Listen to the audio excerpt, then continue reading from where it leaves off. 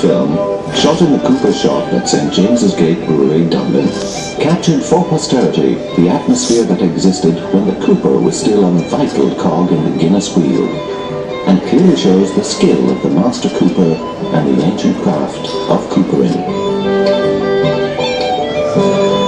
The coopers select their timber, carefully cutting away defects and sapwood.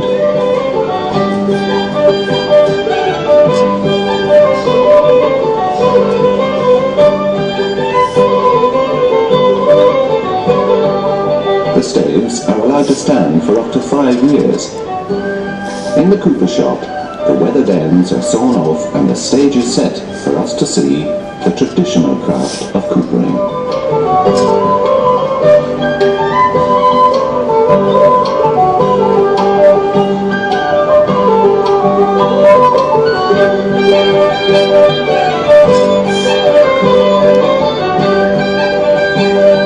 Master Cooper, will take us step by step through all the stages, from the first rough listing with the axe to the final driving home of the chime with the maul.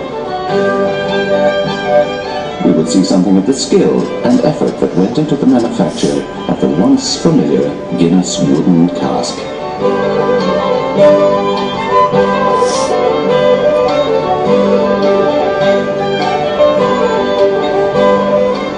During the backing and hollowing operations, the stave is held in a jig called the horse or mare, which is an iron frame with a foot-operated spring clamp.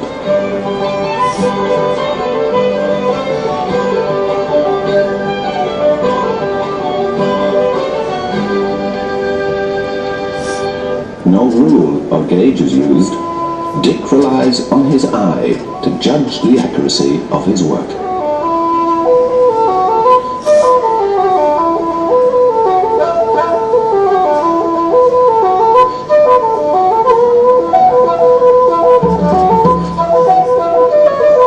Watertight seal will be achieved without the use of any adhesives, nails or screws.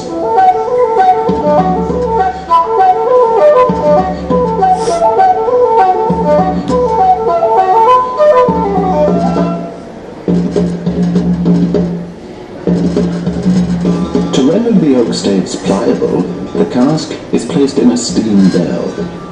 It is then subjected to steam at a pressure of 130 pounds per square inch for half an hour.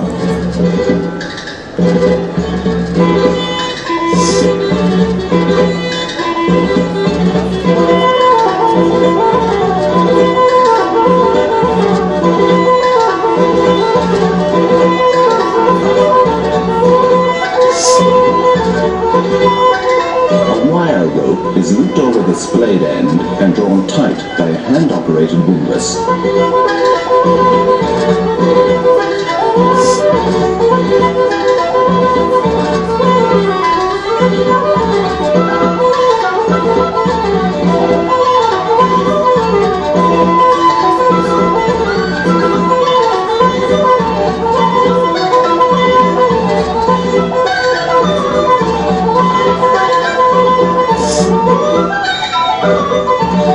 Over a small fire of oak shavings, the inside of the cask is charred or blazed. This removes any acidity in the timber and seals the pores of the wood. It's a tricky operation. Too much, and the over-blackened cask becomes a write-off. Too little, and the preserving effect will be inadequate.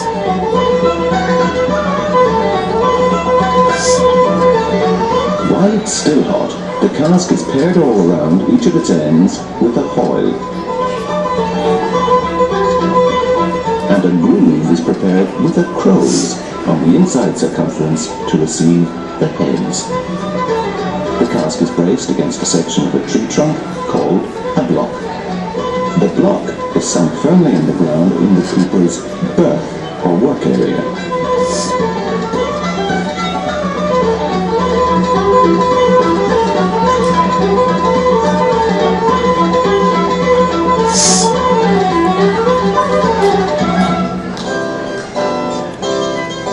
Dick will now tailor-make a suit of hoops from wrought iron.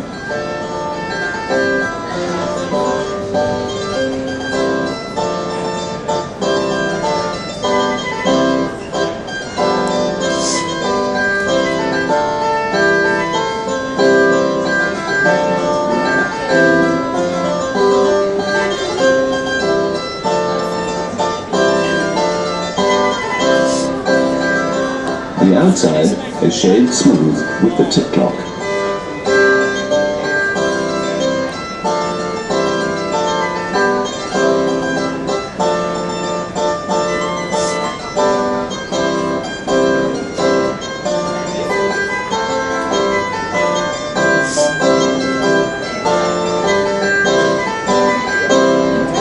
When the hoops are in place, the bung hole is drilled.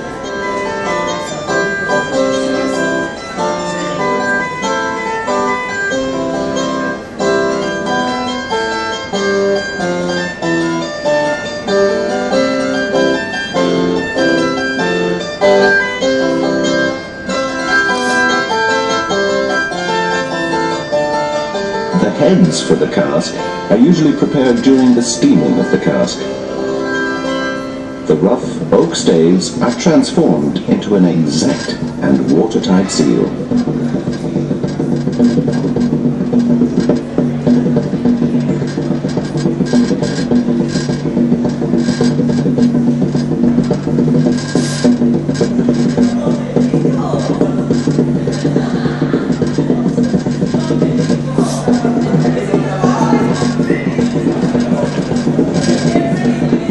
A split rush is inserted to ensure a perfect seal. Square oak dowels are used to join the head sections.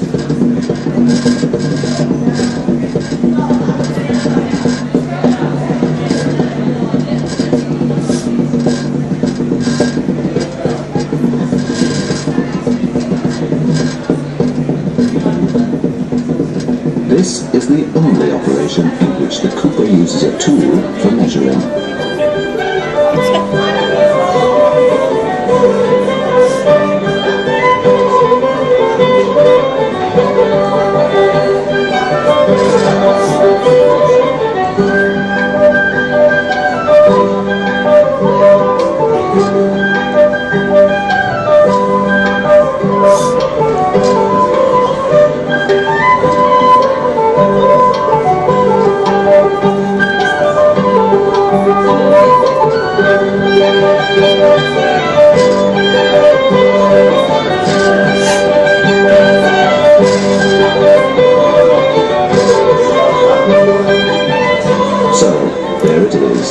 The final blows are struck, the mould driving home the chime.